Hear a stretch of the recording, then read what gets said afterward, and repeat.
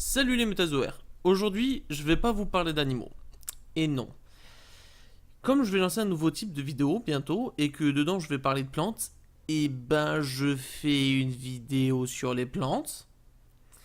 Et là, je vous entends déjà dire "Oh non, les plantes, ça craint, ça bouge pas, c'est moche."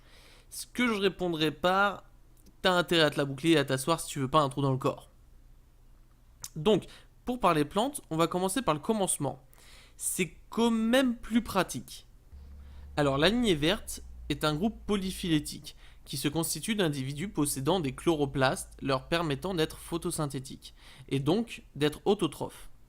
J'entends par là qu'ils créent eux-mêmes le carbone organique dont ils ont besoin pour leur métabolisme, en contradiction avec les hétérotrophes qui doivent se délecter d'autres individus vivants pour pouvoir survivre. Cette lignée, elle commence par des cyanobactéries. Comme leur nom l'indique, ce sont des bactériciens qui sont jusqu'à preuve du contraire les premières chloroplastes. On peut citer comme exemple de cyanobactéries Nostoc ici présent. Il faut savoir que les premières formes de vie retrouvées sur Terre sont des cyanobactéries, qui en colonie formaient, et forment toujours aujourd'hui, les stromatolites. Elles sont les premières traces de vie sur Terre, ça ne veut pas dire pour autant qu'il n'y avait pas d'autres êtres vivants avant, et donc ça ne veut pas pour autant dire que ce sont les premiers êtres vivants. Aujourd'hui, la plus ancienne trace date d'il y a 3,8 milliards d'années, sachant que la Terre elle en possède 4,5 milliards. Ainsi, et pour avancer un chouïa, il est courant et il est intuitif de diviser les plantes en 5 groupes, qui traduisent les différentes évolutions majeures de ces dernières. Le premier étant le groupe des algues, qui sont donc des organismes photosynthétiques issus d'une endosymbiose. Le second est le groupe des mousses, latossensu, caractérisé par l'apparition de l'embryon. Le troisième est le groupe des fougères, latossensu, qui partagent la synapomorphie qui est la vascularisation. Le quatrième est le groupe des plantes à graines, et le cinquième étant le groupe des plantes à fleurs. Chez les algues, on retrouve les archéplastidiées. Ces dernières sont un groupe monophylétique constitué de membres ayant subi une endosymbiose avec une cyanobactérie. Alors une endosymbiose, j'en parle, mais qu'est-ce que c'est ? C'est un événement qui est très particulier. En effet, lorsque deux individus sont symbiotiques, il est parfois possible, d'après la théorie endosymbiotique, qu'un individu, jusque-là toujours l'eucaryote, assimile, absorbe le symbiote. Normalement, une cellule entre guillemets assimilée est phagocytée, elle est dévorée. Voici un exemple concret. Ici, ce n'est pas le cas. La cellule endosymbiosée se métamorphose, plus ou moins avec le temps, et les mutations, avec parfois perte ou non de ses fonctions. L'endosymbiose est la manière la plus logique de penser la création des mitochondries, des plastes, mais aussi des flagelles.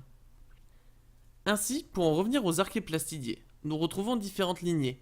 Les glaucophytes, qui sont unicellulaires, ici je vous présente Glaucocystis, les rhodophytes, qui sont rouges, d'où leur nom, et qui ont un cycle de reproduction super bizarre, ici Agardiella subulata, et les chloroplastidiées, qui sont la base des 4 groupes dont je vous ai parlé, soit les mousses, les fougères, les plantes à graines et celles à fleurs. Mais avant de continuer avec les chloroplastidiées, nous disions que les algues sont un groupe polyphylétique. Il inclut des organismes issus d'une endosymbiose secondaire. Je m'explique, ce qui a donné les archéplastidiées, c'est une endosymbiose avec une cyanobactérie et une cellule eucaryote. Eh bien, l'endosymbiose secondaire, c'est un organisme eucaryote qui a endosymbiosé avec un archéplastidié. Il y a différentes évidences à cette théorie, comme le fait qu'on ait retrouvé des plastes ayant 3 ou 4 membranes plasmiques, ou en retrouvant des ersatz de noyaux, et donc possédant l'ADN du symbionte. Ainsi, le groupe SAR, et donc les diatomées, les phaficées et autres dinoflagellés, ont endosymbiosé avec des algues rouges, tandis que les aptophytes l'ont fait avec une algue verte. Certains de ces groupes, par la suite, peuvent avoir perdu l'endosymbionte et donc sont redevenus hétérotrophes, tels que le mildiou chez les zoomycètes. Un seul autre a fait une endosymbiose primaire, et donc avec une cyanobactérie, c'est le cas de Polynella, il y a pas loin de 60 millions d'années, ce qui est super jeune par rapport aux archéplastidiées qui ont fait leur affaire il y a pas loin de 1,5 milliard d'années. Voilà, on en revient aux chloroplastidiées. On retrouve d'un côté certaines algues vertes, les chlorophytes, et de l'autre les charophytes. Ces dernières sont constituées de charophycées, qui sont aussi des algues vertes, et des embryophytes. Les embryophytes sont des plantes dites à embryons. On y retrouvera basalement le premier groupe, les mousses latossensu, qui se composent des hépatiques, que l'on nomme aussi marcantiophytes.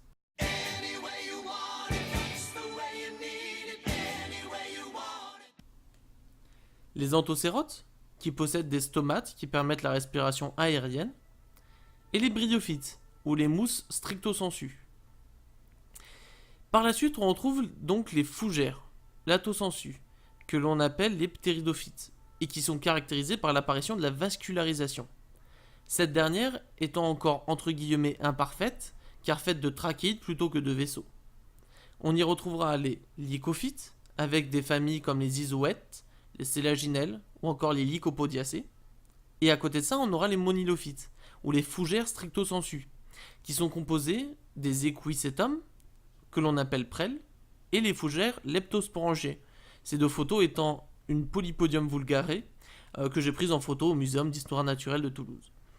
Dans le même niveau, on pourra rajouter des bestiaux comme Archaeopteris, à ne pas confondre avec Archaeopteryx, ou les aneurophytes, qui sont des plantes sous forme d'arbres qui ne possédaient pas de vascularisation secondaire. Et oui, possédées parce qu'elles sont légèrement morues. Après les fougères et dans la continuité de l'arbre, c'est le cas de le dire, on retrouvera les spermatophytes, les fameuses plantes à graines. Chez les plantes à graines, on a une vraie vascularisation secondaire grâce au cambium, qu'on appelle aussi l'assise libérolineuse, qui permet d'avoir une lignification et donc de former des arbres. On va s'arrêter un petit peu sur la graine parce que c'est un élément extrêmement important qui a permis justement aux spermatophytes d'être les darons du milieu terrestre. La graine, c'est un organe de reproduction qui protège l'embryon et le nourrit finalement, comme un œuf. D'ailleurs, le tissu des réserves majoritaires des graines d'angiosperme est ce qu'on appelle l'albumène, comme le jaune de l'œuf des osios. Chez les gymnospermes, on l'appelle l'endosperme. Les graines sont nues chez les gymnospermes, même si elles peuvent être charnues comme chez les arilles de l'if. Mais une graine est dite habillée que quand elle est entourée de l'ovaire, comme chez les angiospermes. La graine, dans son ensemble, peut avoir énormément de formes diverses et variées, lui permettant de se disséminer d'une pléthore de façons différentes. On pourra noter ainsi l'anémochorie, ou la dissémination par le vent, comme les graines de Pinus sylvestris qui possèdent ces petites ailes. On va avoir la zoochorie, ou la dissémination par un animal. La zoochorie, elle peut être endo, donc qui va passer par le tube digestif de l'animal, comme l'infrutescence du ginkgo, ou ecto, qui s'accroche à sa peau, fourrure, cornes, ou alors qui sont transportés par certains animaux, puis laissés à l'abandon, comme le font les geais de chêne, avec les glands, et les écureuils, avec les noix, par exemple. On notera aussi l'hydrochorie, ou la dissémination par l'eau, comme avec la noix de coco, bien qu'ici ce soit un fruit, ce dernier renfermant la graine. Cette grande diversité de dissémination a permis aux spermatophytes de dominer la diversité des plantes. En effet, 90% de la lignée verte est composée de spermatophytes. On rajoutera à cela que les graines peuvent se mettre en dormance, ce qui permet d'économiser au maximum l'eau, et donc d'attendre une période propice à la survie de l'embryon.